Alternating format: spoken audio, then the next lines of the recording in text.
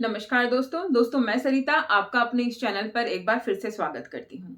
दोस्तों, पैसे कमाने के लिए हम बहुत मेहनत करते हैं, दिन रात एक कर देते हैं, कड़ी मेहनत करते हैं और पैसे कमाते भी हैं। लेकिन वो पैसे कहाँ से आते हैं और कहाँ चले जाते हैं हमें पता ही नहीं चलता। और बाद में हमें लगता है कि इतनी मेहनत के बावजूद भी हमने कुछ नहीं बचाया और हमारे पास कुछ भी नहीं है। दोस्तों, आज की इस वीडियो में हम बात करने वाले हैं कि बचत कैसे करें। जो पैसे हम इतनी मेहनत से इतना कठिन परिश्रम करके कमा रहे हैं उसे हम सेव कैसे करें, ये आदत हम अपने अंदर डेवलप कैसे करें। देखिए दोस्तों, सेव करना, बचत करना हर कोई चाहता है, लेकिन नहीं कर पाते हैं बहुत सारे लोग, क्योंकि उनकी आदत नहीं होती है। वो बहुत ज्यादा खर्चा करते हैं जिसकी वजह से वो बचत नहीं कर पाते हैं। तो आज की इस वीडियो में बचत के क्या तरीके हैं, कौन से तरीके हम अपनाकर बचत कर सकते हैं, इसके बारे में हम बात करने वाले हैं। सबसे पहले आपको क्या करना है, आपको ध्यान रखना है कि आपका खर्च और फिजूल खर्च, इसमें क्या फर्क है और आप फिजूल खर्च कहां कहां और कितना कर रहे हैं। देखिए दोस्तों, खर्चा तो करना होता है, हमें अपनी आजीविका चलाने के लिए और रहने के लिए भी हमें खर्चे तो करने होते हैं, लेकिन फिजूल खर्ची से हमें बचना है। जो चीजें आपके लिए जरूरी नहीं है उन्हें आप अवॉइड कर दीजिए। उनको जरूरी नहीं है कि आप परचेज करें और उनको अपने घर में रखें। दूसरी चीज आती है कि दिखावे से बचिए। हम बहुत सारा सामान खरीद के लाते हैं अपने घर में केवल और केवल शोबाजी के लिए कि हमारे घर में ये है, हमारे घर में वो है, हम इतने रईस हैं, हम ये लोगों को दिखाना चाहते हैं। और हकीकत में होता क्या है कि हमारे पास जो हम कमा रहे हैं ना, उसका हम 10% भी नहीं बचा पाते हैं। तो इस दिखावे का क्या फायदा जो बाद में आपके पास 1 रुपया भी ना बचे। इसीलिए दिखावे से बचिए। ये दिखावा आपको बर्बाद कर देगा। बहुत से लोग ड्रेसेस को लेकर बहुत ज्यादा दिखावा करते हैं, बहुत ज्यादा लोगों को बताते हैं कि भाई हम तो इतने रईस, इतने महंगे महंगे एक्सपेंसिव कपड़े पहनते हैं, और एक बार पहनकर आप लोग उस कपड़े को रिपीट नहीं करेंगे। और आपने 10 से 15 हजार की एक ड्रेस खरीदी और फिर क्या हुआ, वो आपकी अलमारी में बंद है। फिर उसका आपने कोई यूज नहीं करना है और फिर वो आपके 15 हजार आपने वेस्ट कर दिए, अलमारी में बंद करके रख दिए, जिसका आप बहुत अच्छे तरीके से इस्तेमाल कर सकते हैं और अपनी जो जरूरत की चीजें हैं उन्हें परचेज कर सकते हैं और सेव कर सकते हैं अपने फ्यूचर के लिए। वो सिर्फ और सिर्फ आपने अपनी शोबाजी में लगा दी है ना।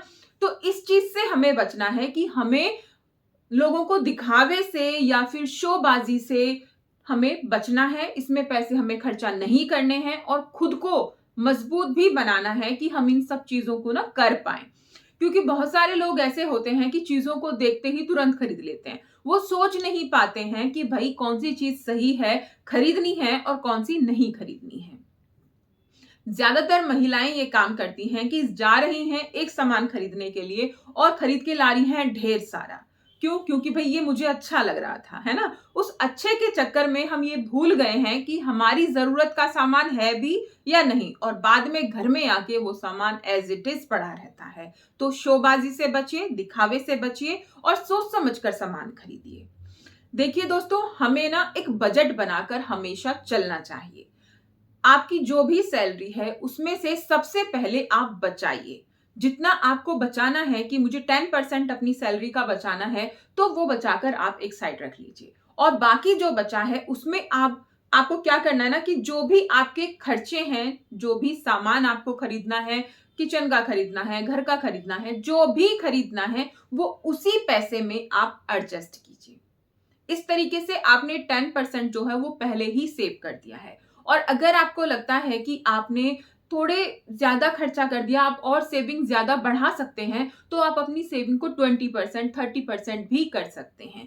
ये ऑल डिपेंड्स ऑन यू, है ना। आपके ऊपर ही सारा निर्भर करता है कि आप अपना घर कैसे चला रहे हैं और आप किस तरीके से सेविंग्स कर रहे हैं। देखिए दोस्तों, हमें ना हमेशा सामान की एक लिस्ट बनाकर तैयार रखनी चाहिए कि भाई हमें ये सामान खरीदना है और हमें इससे एक्स्ट्रा सामान नहीं खरीदना है।